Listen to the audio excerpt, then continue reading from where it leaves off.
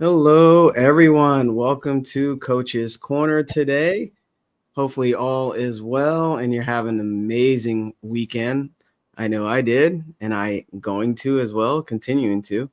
And today's topic is extremely uncomfortable, probably for every person that will watch this, which makes me smile and get excited about because it's necessary for growth.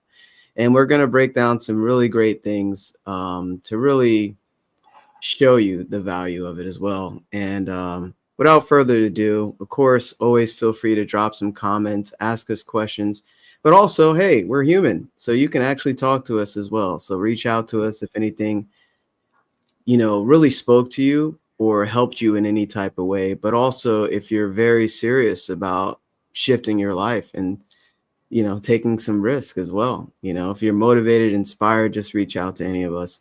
So my name is Jamel Matias. I'm a mindset success coach / business consultant and certified mindset success coach, partner with Proctor Gallagher. And my purpose is to reveal the hidden potential that's already there within you and help guide you to your truest desires. And also, I work with individuals, businesses, and entrepreneurs, just hitting new milestones and just growing in life and basically guiding you to whatever it is that you desire. So I'm in Maryland, and I'll pass it to my amazing colleague, Alicia. Hello, everybody. My name is Alicia Espinosa. I am also a certified values and mindset coach, and I help people to create a life that feels good on the inside, that is aligned with their values, and I also help leaders to be a leader worth following. Thank you, Paul. Thank you, Alicia and Jamel. My name is Paul Wooters. I'm from Canada. I'm in Burlington, Ontario, Canada. I'm a success mindset coach, Proctor Gallagher consultant, author, speaker. Recently became director of inner potential and personal mastery at a private school here in Oakville. And, there was a time when, I felt sort of stuck, where I was thinking positive and setting goals, but the results weren't matching. And then I came across Bob Proctor and this wonderful material. And now I help you unlock your true inner potential to create the life that you truly want, deserve, and desire, and to work from the inside out by understanding how your mind really, truly works and how you can take those big steps and leaps and take those risks to become the person that you truly are meant to be. Jamel. Awesome. I love it. I love it. And now it's time to take some risk. Are you ready, everybody? I know you're Yes. comfortable, at home holding your phone, watching us, or, maybe at the computer watching us, but it's time to get uncomfortable. Because what does that bring? It brings exactly what you desire, right? What we desire is on the opposite side of fear. And taking risks is very uncomfortable, but it is requirement. And we're going to tap into this beautiful chapter. We've been going over You Were Born Rich, which is an extremely monumental piece of work. It's artistry. It's beautiful. And if you missed previous episodes, we discussed so many topics, and go back and watch those if you can. We're on multiple platforms. But what is all about risk taking? Why is there a chapter about this? And as I was reading it, refreshing my memory, there's of course so much in here, right? So one part right here that stands out right at the beginning. As of today, you are a dynamic, vigorous risk taker, right? So claim it. Whose eyes are always turned toward your strengths and assets rather than toward your weaknesses and liabilities. Wow, focusing on your strengths and assets. So henceforth, you will wake up in the morning thinking only of ways to do the things you want to do, rather than waking up thinking of all the reasons why you cannot do those things. let's start there. Anybody want to add anything? What was shared there? The first thing that came to me was that in everything that we're doing, are we taking risks? Because if you stay there, you are taking a risk. Mhm. And if you are going to do something that you want, you are taking a risk. So the I was thinking about that. We are living in a world that is very, very moving very fast. Very, very, you know, today is one thing, tomorrow another thing. So we the change we know that is it will come. And if we don't set the goals or go to something that we want, we risk to be, to change based on what the environment will force us to do, not according to what we want. So there we have a risk that, okay, maybe I need to change, but it's not according to what I values or to what my dreams or so. Or do do I take the risk to go to what I want? How do I want to change? That was what it came to my mind. You know, I loved what Alicia started out saying there, that if you take a risk, right? If you don't take a risk, you're taking a risk of not, it's even a bigger risk because you're risking being less than you are really might be. And there's a great quote in one of Bob's other books um, where he's talking about risk, and he's quoted someone who says, if you plan on being anything less than you're capable of being, you will probably be unhappy all the days of your life.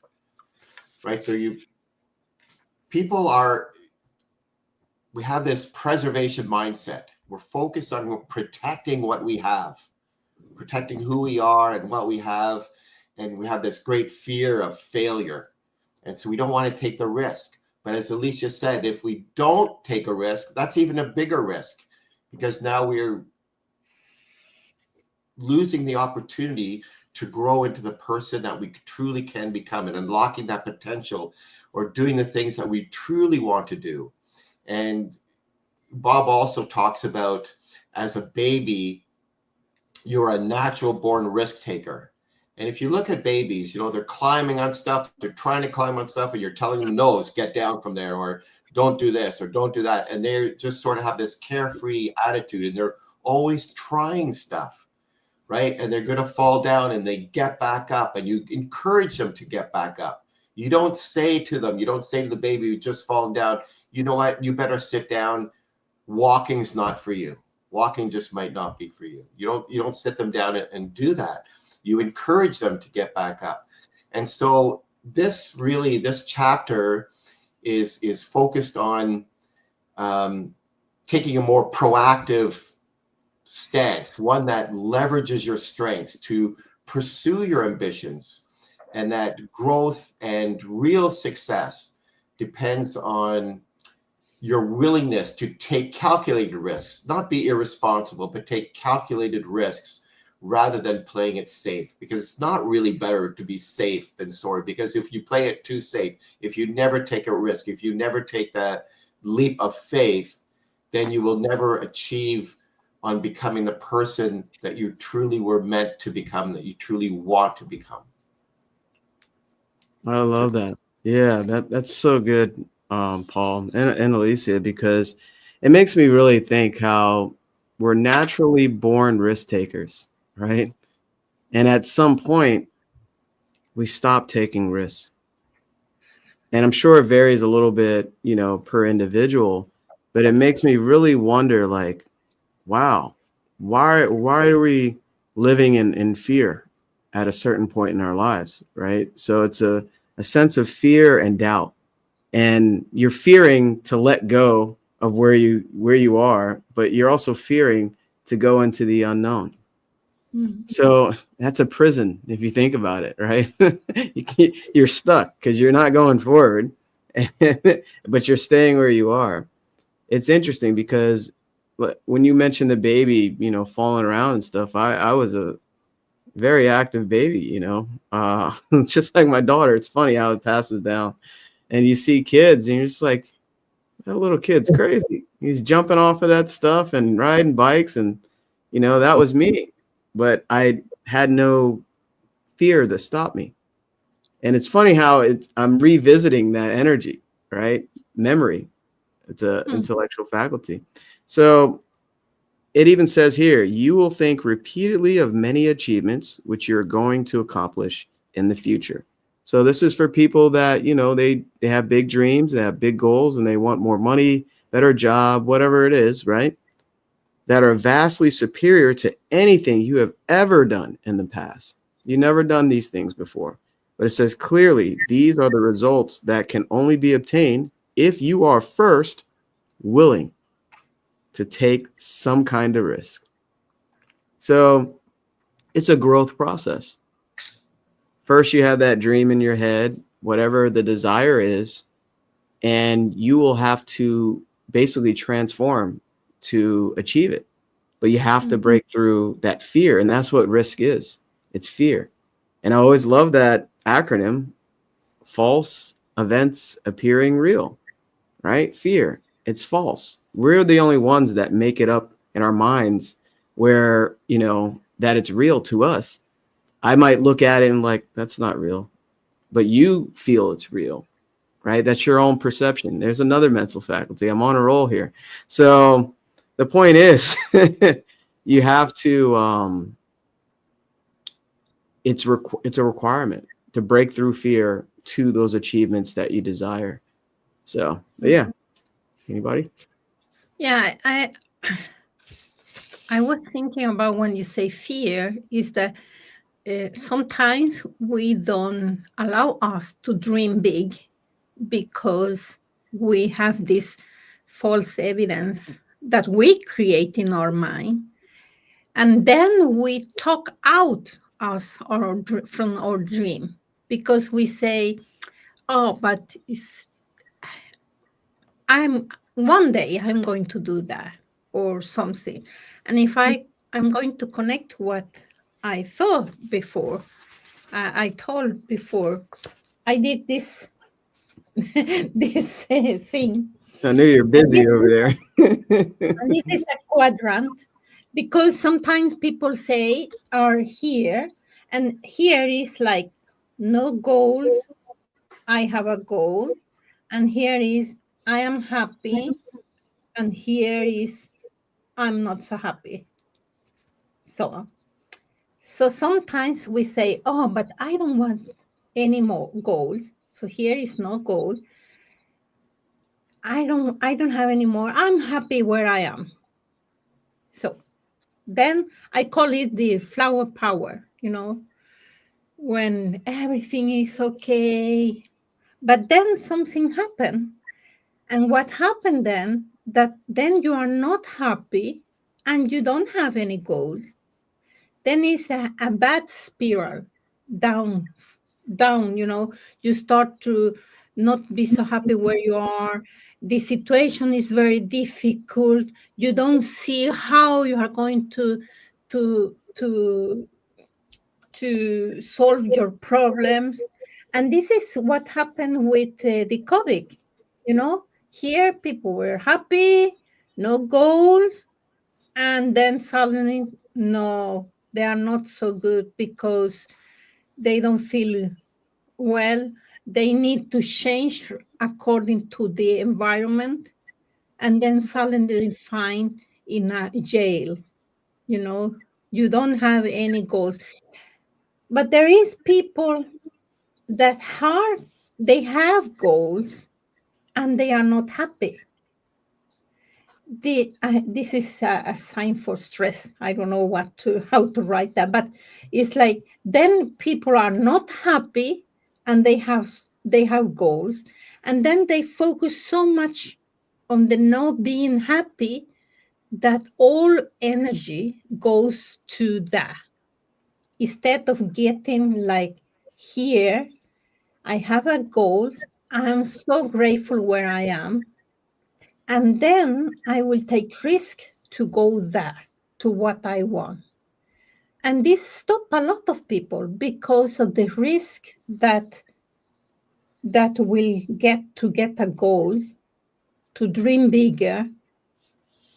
Then they better stay here, but they are going to go this way if they don't do what, take the step to take the risk, that, okay, I have this goal, I am willing to pay the price, as you say, Jamel. Yeah. Right. Pay the price. You have to pay the price, and not just monetarily, right? Yeah. Yeah. No, you know what? The price, people think that is the money. No, no, no. That is like minimal. Is the Mhm. price of letting my fears go, letting all my limiting beliefs go, letting go of people that don't support me, and I Mm, think that I need them. mm. That is more the price, that the really price that we need to pay. Yeah. Yeah. That's why I wanted to clarify for everyone, right? Because a lot of people think when you say price, they just think money, right? There's things that are beyond the money, right? Paul, you have any insight there? Yeah, no, that's great. And it goes back to what Jamel said, sorry, at the beginning, was, we create this self-imposed prison for ourselves, right? We have these limiting beliefs, and we don't want to take that risk because we don't want to risk what we already have. We don't want to risk, as Alicia says, those people that we think we need. But if you're not in that supportive environment, that growth-minded environment, it's really preventing you. It's really keeping the shackles. It's keeping you in chains. It's keeping you inside that cage. And we often have that fear of failure, right? We've talked about that before. And why we don't want to take a risk is because we fear failure. We fear what other people are going to say. We fear of what we're going to lose something that we have, and we're going to lose maybe how people view us, and what people are going to say, and things like that. So, but if you don't take that risk, then again, we can't underscore it enough. Then you're really keeping yourself inside your limiting beliefs. You're keeping yourself inside that self-imposed cage, those self-imposed limitations that you've drawn the line that you can't go beyond.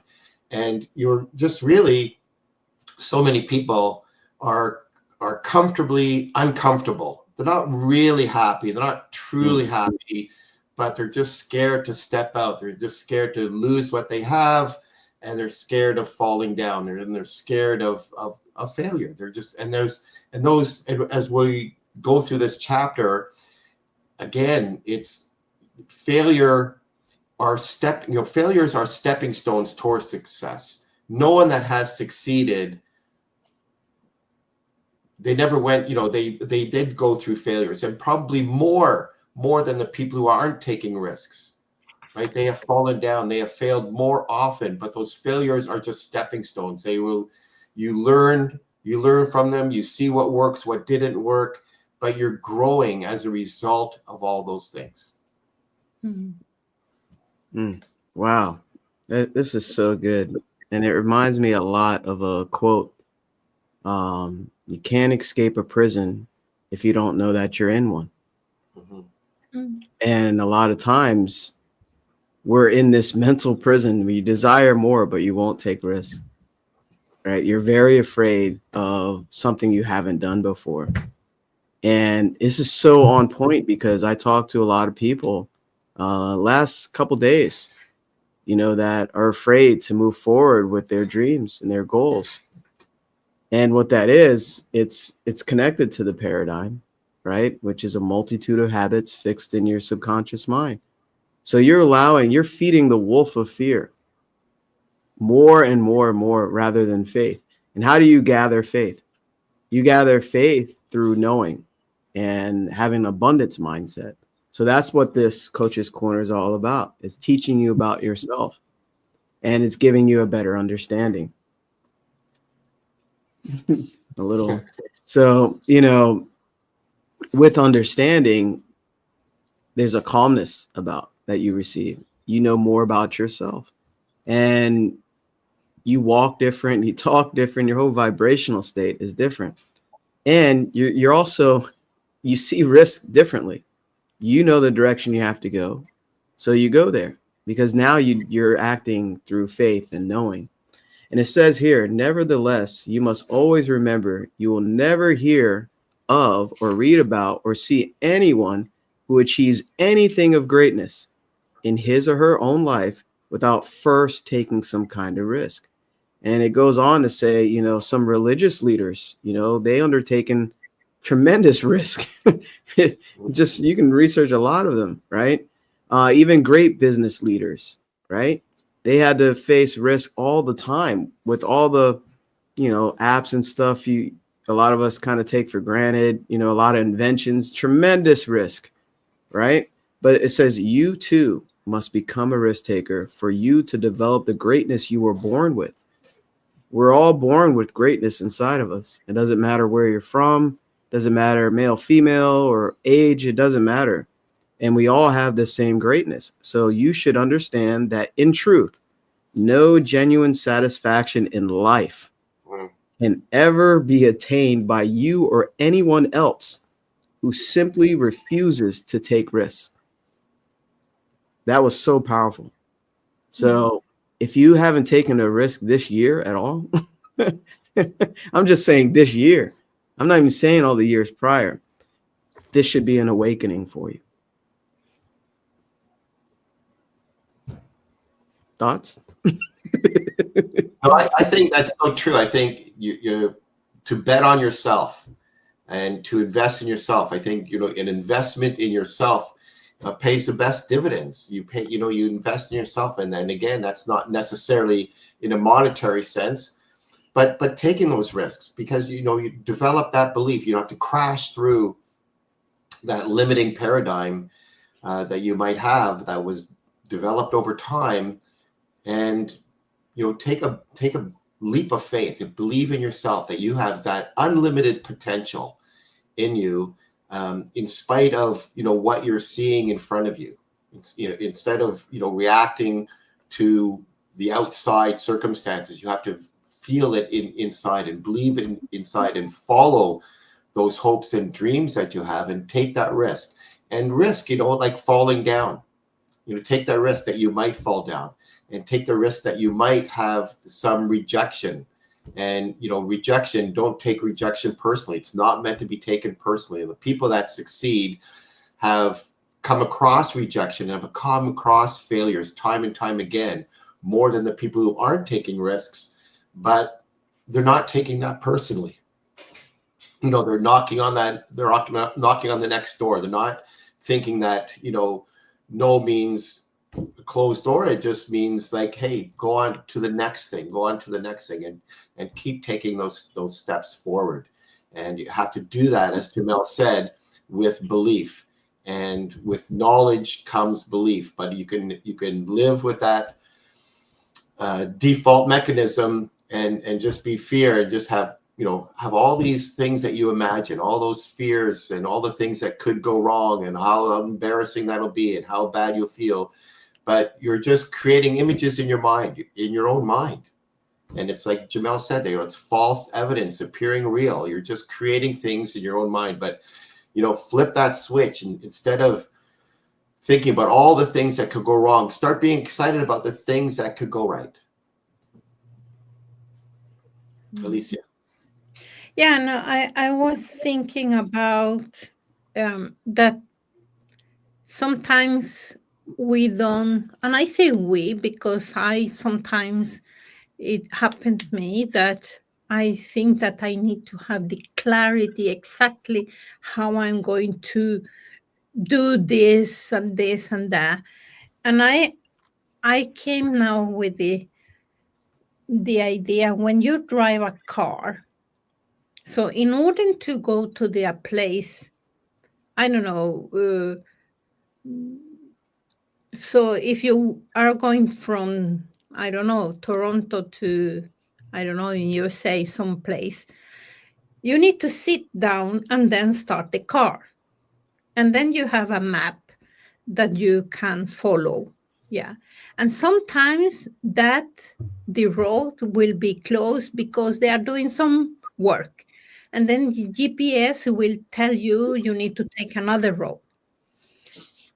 So that is exactly what happened with us, is that we need to start somewhere and knowing that we are going to drive, and sometimes we're going to find some roadblocks in the way to finding that.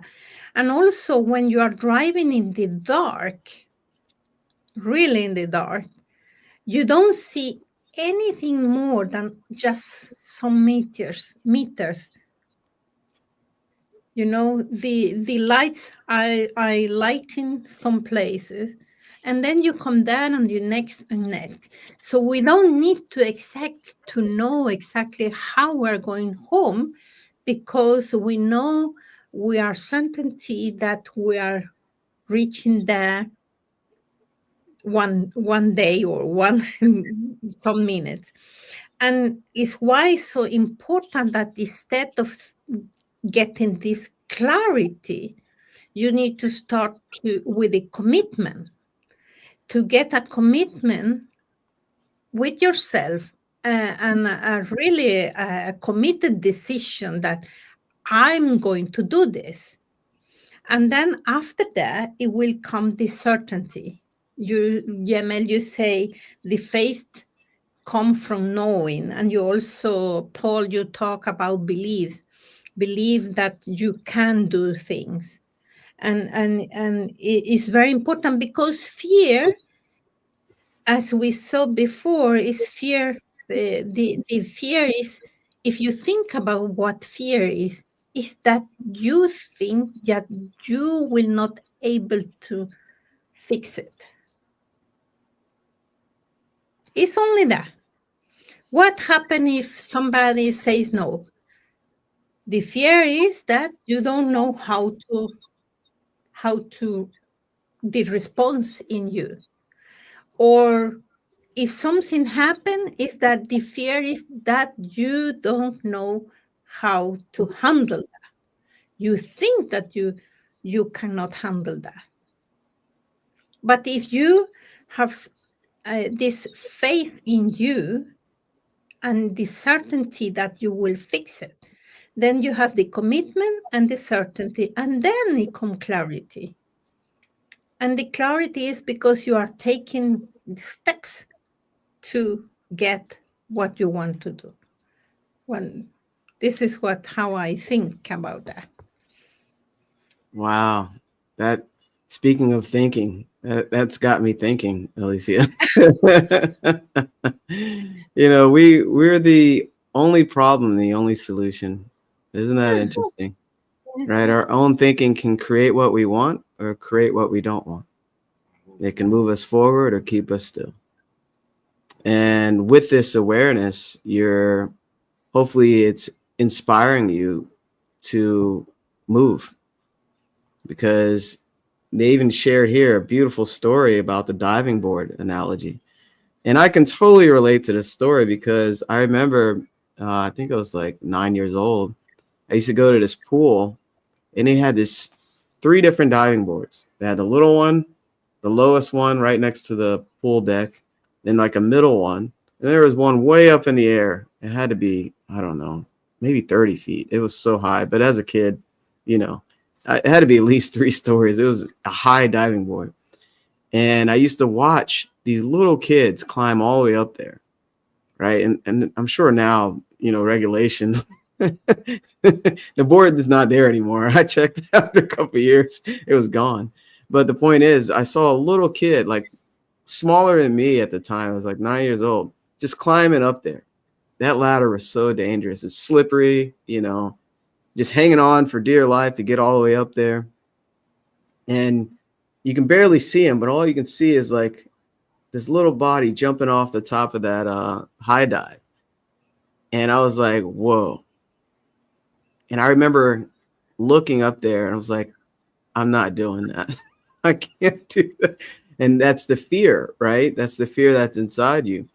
And we used to go to pool, I think, every 2 weeks or so. And I kept building up my courage to do it because I knew I wanted to. I knew I wanted to do it because I saw him do it, right? When you see somebody else do it, oh, I can do that, right? So he was building up my courage. I didn't even know that kid. I remember. And basically, I got the courage to get up there one day. And I got up there, and it was so high. You're looking down, and the pool looks smaller.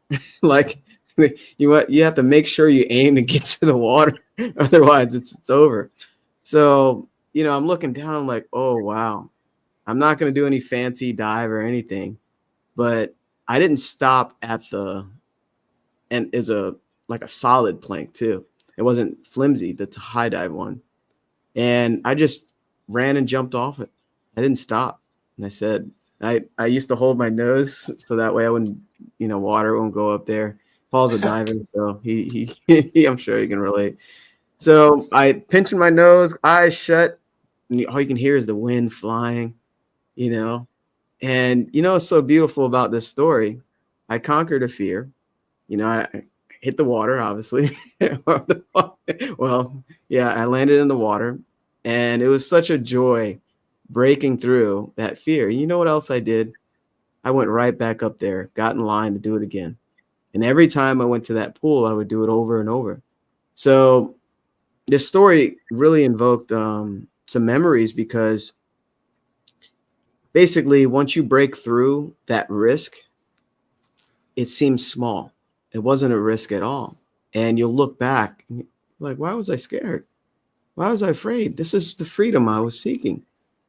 So here I am with my chest out. I'm all happy. Did you see me, Mom? I don't think my family saw me, but I did. They're just happy we're happy, And this can apply to anything that you want. I know it's a simple story, but it can apply to, it even mentioned, people who would love to quit their jobs and set out and on the independent path and do their own thing. That's a goal. That's something that you desire. That's that high dive, right? And there's many people that are doing it and highly successful at it. Why not you, right? And it goes into depth here. It says, let it become fully aware of the legions of men and women today who, like the young child, looking longingly at the high diving board, would dearly love to quit their jobs and set out on an independent path and do their own thing. However, due to their overwhelming fear of failure, these unfortunate people never quite work up enough courage to step out and actually take the plunge. As a result, such individuals miss out on many of the opportunities that life affords us all.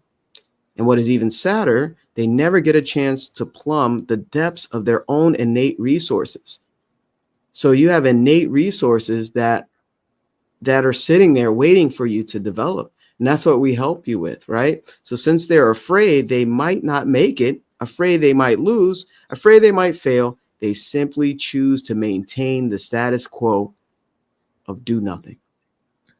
So the irony is, however, that even if a person should assiduously attempt to avoid all risk, this is what Alicia was talking about, he or she will still inevitably end up failing from time to time. And then we get on to, failing does not make us a failure. And the only time we actually do become a failure is when we decide to stop trying anymore. So I know that was a lot, but like the inventor, right? Any invention, if you fail 999 times, but you succeed once, you're a success.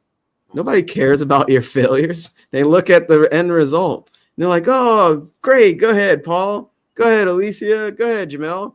right? They didn't see all the failures, or it's not even failures to me. I think it's successes. I switch my perception because it's a success. But I know that was a lot, but it's a good way to use this story to kind of show you the simplicity of it. Yeah, I could add something there because I've been a springboard and platform dive coach for over 20 years.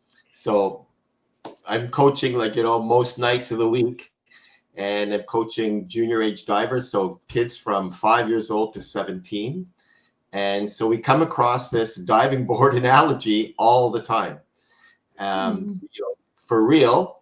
But I hope that what I really hope, not every person that comes into my program is going to go on to be an Olympic diver.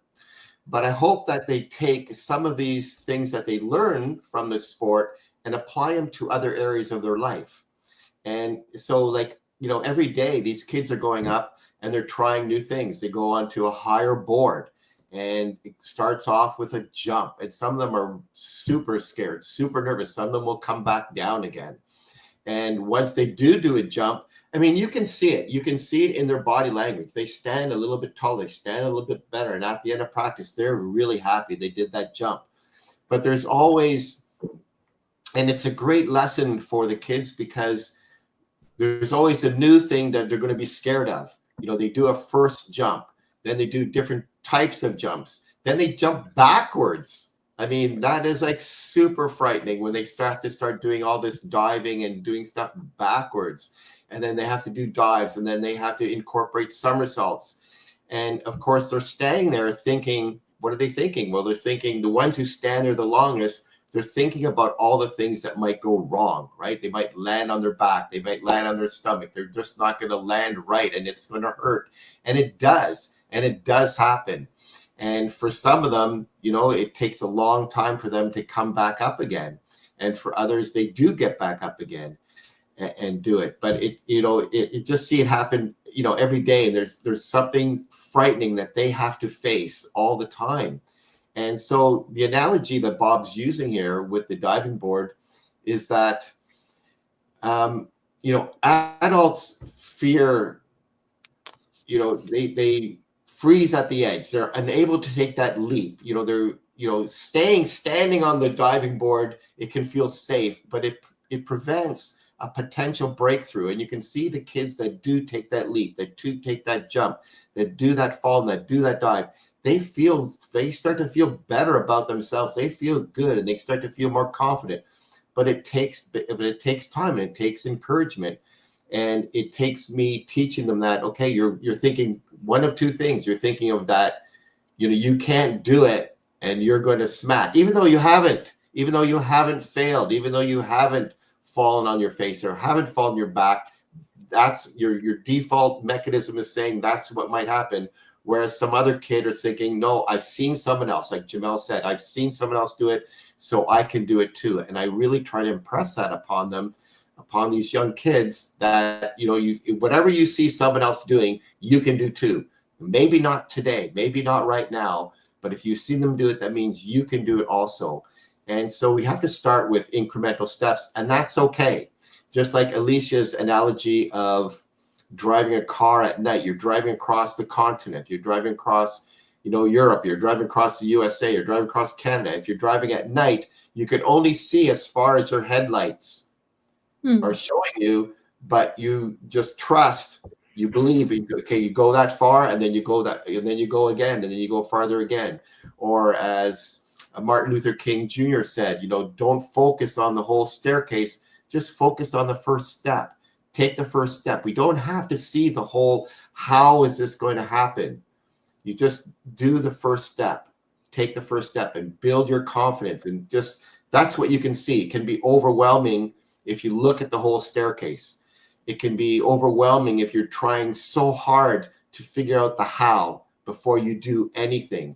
And as Bob taught us, we get caught up in this analysis paralysis where we spend so much time writing down, trying to figure out, how am I going to do this? How is it going to happen? How, all the hows, rather than just taking that first step and finding out. When kids build things, right? You give them some blocks, you give them some boxes, they start building stuff and building stuff.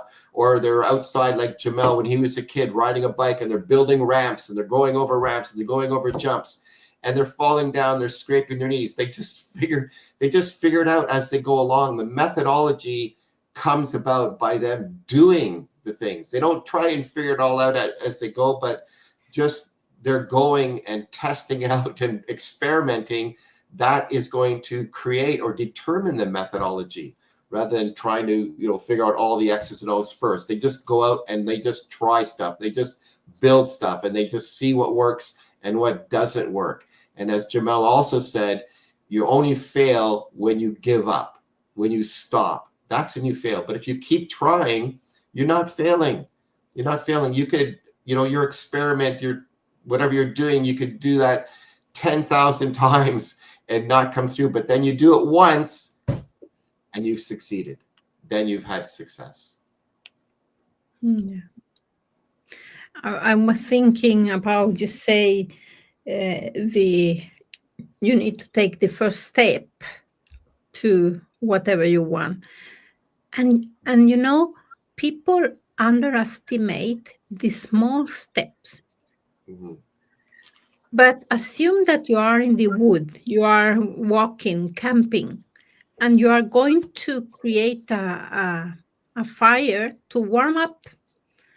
You cannot take the wood, big wood, or start doing the fire. You take small wood, so then you can get some fire, and then you can put more wood, and then you can use the bigger. And this is what happened, is that if you don't take small steps, and people underestimate those steps, that say, okay, I'm going to start very small, and then I'm going to learn more, and I'm going to fail, and I'm going to learn more. Then you can get the fire at the end. But yeah, it's too much underestimating the small steps that we can take. And I always ask myself, okay, with the knowledge and the skills and the resources and the awareness I have, what can I do just now? And start doing that. Because then I will get a feedback from whatever I do. Is that good or is not good? And then I can take the next action based on that feedback.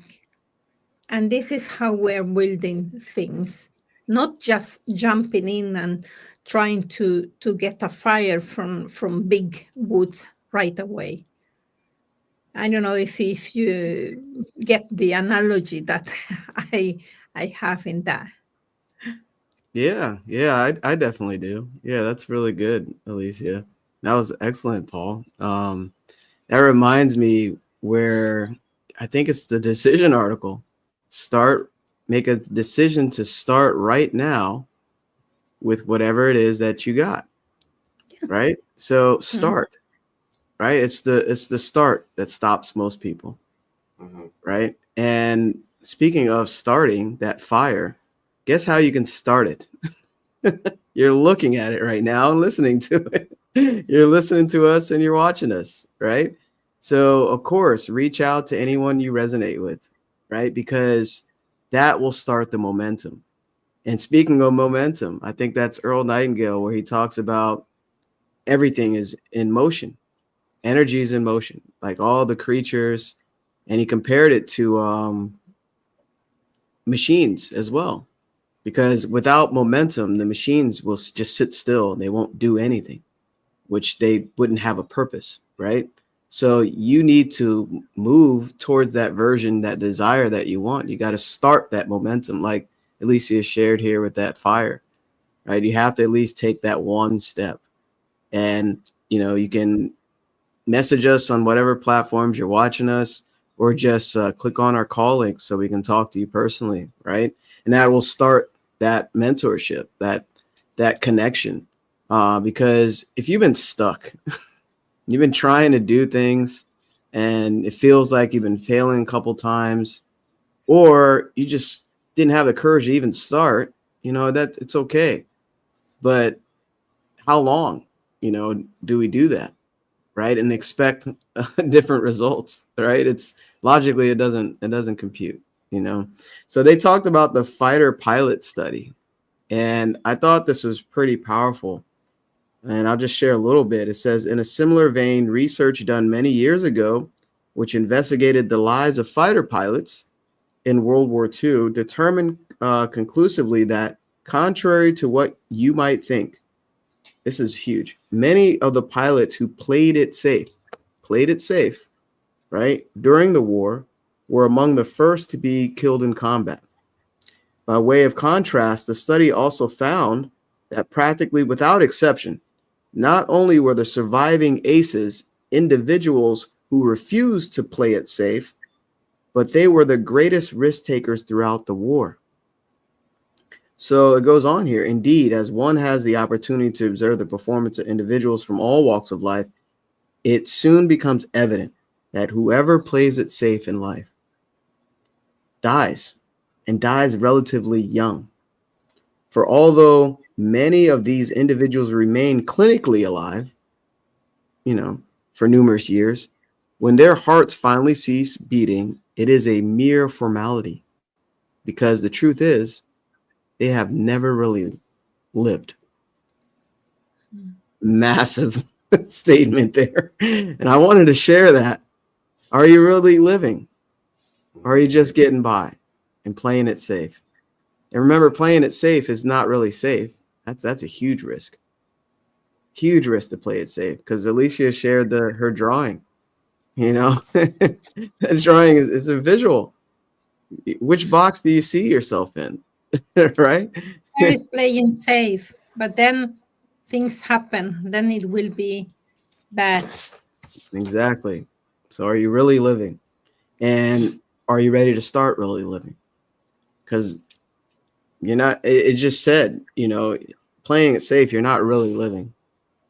That's not truly living. And when you start taking risks, you start tapping into the greatness that's just waiting for you to tap into. It's there. It's waiting. But hey, you have to actually take some type of calculated action to move forward. Really powerful study there.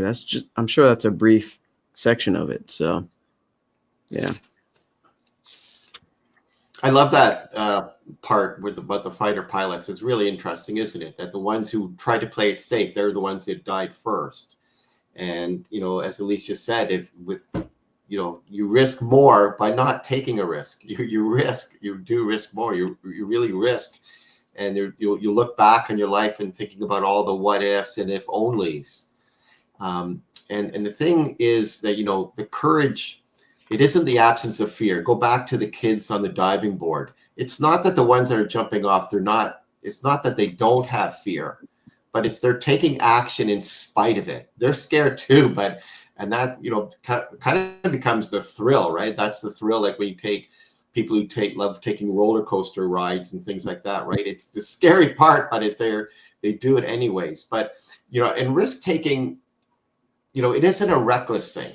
It's rooted in belief, in a belief that there's something inside yourself that's worth offering to the world. And there truly is. Everybody has a lot of gifts that they really need to unwrap. And that self-belief is what fuels your meaningful risk. And you have to realize also that you won't achieve success through one big break. It comes by showing up again and again and again, and gaining that confidence and improving through your experiences. And each time you step up, it's a stepping stone. Each time you step up. And it's not, risk taking is informed and responsible. It's not recklessness, so it does involve some preparation and evaluation and clarity about your consequences, but reckless actions, they just stem from fear or impulse, and that's when those things can backfire. But you really understand that this rejection, it's just a prerequisite for growth. And people that succeed do experience rejections, do experience failures, and more than others, not less than the people who aren't taking. The difference is that they don't take it personally and they don't let it stop them. Yeah, that's so good. I was thinking, you say we have been talking about the greatest risk is not taking the risk, because you will be stagnant in your comfort zone, and that is not safe. So we think that is safe, but it's not safe, because the world is changing so fast. So it's not playing safe.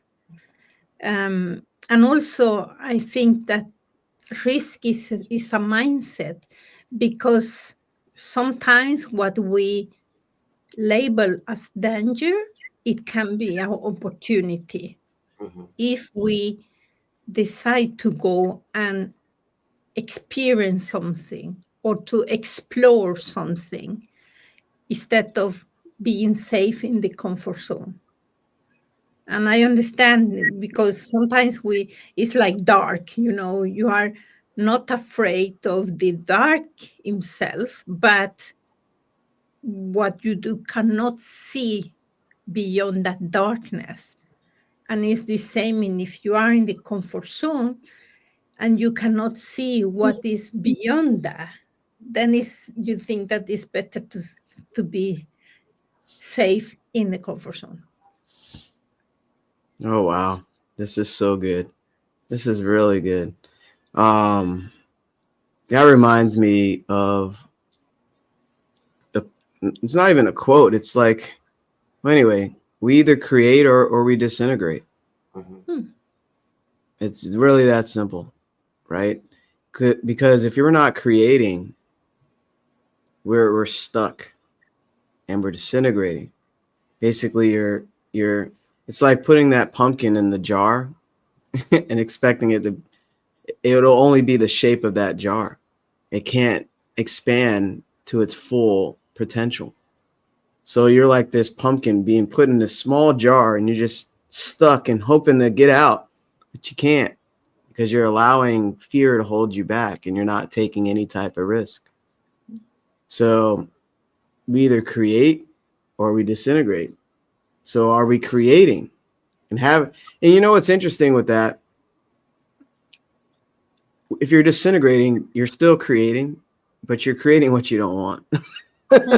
Right? You're creating the experience, a dark experience, by not creating what you do want. It's the opposite, right? The law of polarity. And, this is one of the basic principles involved in the process of self-development. You must be able to see yourself with your inner eye already in possession of the good you desire. So why do I say that there? Seeing yourself with the life you want, the lifestyle, the money, the material things, but the experiences with you and your family, that's the desire. And seeing yourself already there, of course, you will start moving towards it. And in order to move towards it, there's risk involved, because you're actually shedding your old self. You're letting go of your limiting beliefs, your false events appearing real, right? That fear. And you're letting go of lower awareness, things that you've just been so attached to for so long. And you're taking that path, that unbeaten path, that path that most people won't take. Because, I don't know where that trail goes. I'm not going to do that. Do it, right? You got to face your fear if you want growth. And focusing on the good that you desire, that's the driving force, right? You got to know where you're going. Like risk taking, you can be really irresponsible, like Paul mentioned. You can be really irresponsible taking risk, but there's no direction. Why are you? That doesn't make sense. So you want to have a burning desire or what you really want and focus on what you want. And that, it's interesting. It pulls you. It pulls you, and you don't even see these risks anymore. It's really powerful when you think about it. So, but yeah, this has been a great chapter, and there's a lot more they shared, but you get the whole idea. Anybody want to add to that? Yeah, I think that something that's emphasized in this chapter is that the genuine risk takers are exhibiting what? They're exhibiting confidence, a strong self-image, knowledge, and these are things that we help people with, like self-image, because a person will never outperform their own self-image. And we've talked about that, having these self-limiting beliefs, as Jamel said, like, oh, you're putting a pumpkin seed, growing a pumpkin inside a jar, right? It's enclosed in that jar, and it will never, be bigger than that jar is. And so we've created like a jar around ourselves, or a cage around ourselves. So, you have to have a strong self-image, and the knowledge and the ability to look at setbacks as learning opportunities, and to plan thoroughly and view failure as temporary. Failure is not final, it's just temporary. Risk taking really is important. It's essential, actually, for transformation. And it's not about recklessness, as Jamel said, but purposeful courage, where your preparedness and your vision and your persistence, right? We talked about persistence before. And I mean, that's the common denominator, right? One of that people have, that all successful people have, is that persistence, to push beyond your comfort zone and into the realm of meaningful success, rather than, as Jamel said, I mean, if you're living or you're dying, you're creating or you're disintegrating. So you're living or you're dying. So like some people, they grow old, but they've never really lived, and some people who are young might have done more living than the person who is very old by age. So, so risk taking, it's very, very essential in your transformation into becoming that person that you were truly meant to be, and that you truly do want to be. Alicia. Yeah, I was thinking about fear, and to remind that fears will always be there when you go outside your comfort zone, when something is new. No, I was in a bath with there are some family, and it was a girl. She was like 2 years, something like that. And the mother asked if she wanted to jump to the water, and she said, no, yeah, but I can help you. And then the mother helped her, and then she said, oh, that was nice. And then she started to more, how the children are, like more, mother, more. And then she wanted to jump in another place that were more water. And this is the same with us. At the beginning, we have some fear to go outside our comfort zone. But when we do something, when we take action, then we teach our brain that this is not so dangerous. So we take more actions and more actions, and then that become your comfort zone. And then next time you set a goal that is bigger, then the fear will come again. But it's not to stop you from go after your dreams, but to help you to be aware, what do you want to learn, or what do you need to learn about what you are going for, or which resources do you need, or the help that you need, not to stop you. That is what I wanted to say. This is excellent. Excellent, my fellow colleagues. This is great. As you were talking, Alicia, I was thinking about a risk that I took. Guess what, everybody? I was scared to talk on camera. Does it look like that now? Like I can do this for 24 hours every day, as long as my voice would, allow me. But, I broke through that fear. I kept doing it. You should have seen the first couple of videos. It was crazy. I would overanalyze. I would have bullet points and I would write the whole thing, transcript. But then when I get on camera, I'm trying to read it and everything falls to pieces. But guess what? I got back up and I did it again. And I did it again. And I did it again. And I did it again. And I did it again. Faced my fear so many times. Now it's a part of my identity. There's no more fear. And guess what? It's your turn to face some fear, to take a risk. Take a risk to call us. I got time today. I want to talk to somebody. Reach out to us, contact us, and we'll have a call like this. We won't bite your head off.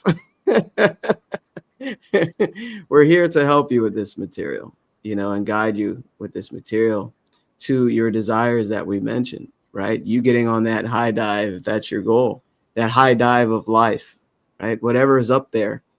And that's your perception as well. It's actually right here. You got to switch how you see things.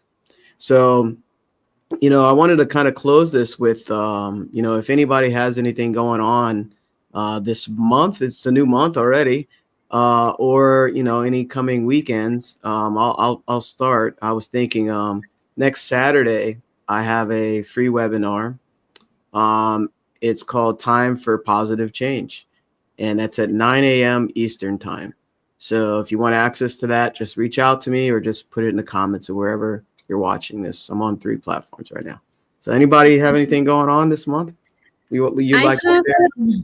Yeah, I wanted to say I have just released a mini course about career decision making, because people, I don't know how it is in USA or Canada, after vacation people are always thinking, should I go back to that job or not? So I have a decision making mini course, safe base, that if somebody want to have that, so it's just reach out and I sent you the link. Awesome. I don't have a date yet, but I'm working on a masterclass / workshop on self-image. And why I feel that's so important is because a person will never outperform their self-image. And that's where, we have we've built ourselves, as we've talked about in this session, we've built a cage for ourselves. We have a ceiling where we won't go beyond. We won't step off that diving board. So it's about self-image. And so really powerful masterclass coming up. And I will include you in the date very shortly. Awesome. Such an important topic. Yeah. Great. I'm glad everybody received some value today. Take a risk today, whether big or small, but most importantly, move forward. Get out of that prison of your own making. All right. All right. Hopefully this helped, and we'll see you next time on Coach's Corner. Bye. Bye, everybody.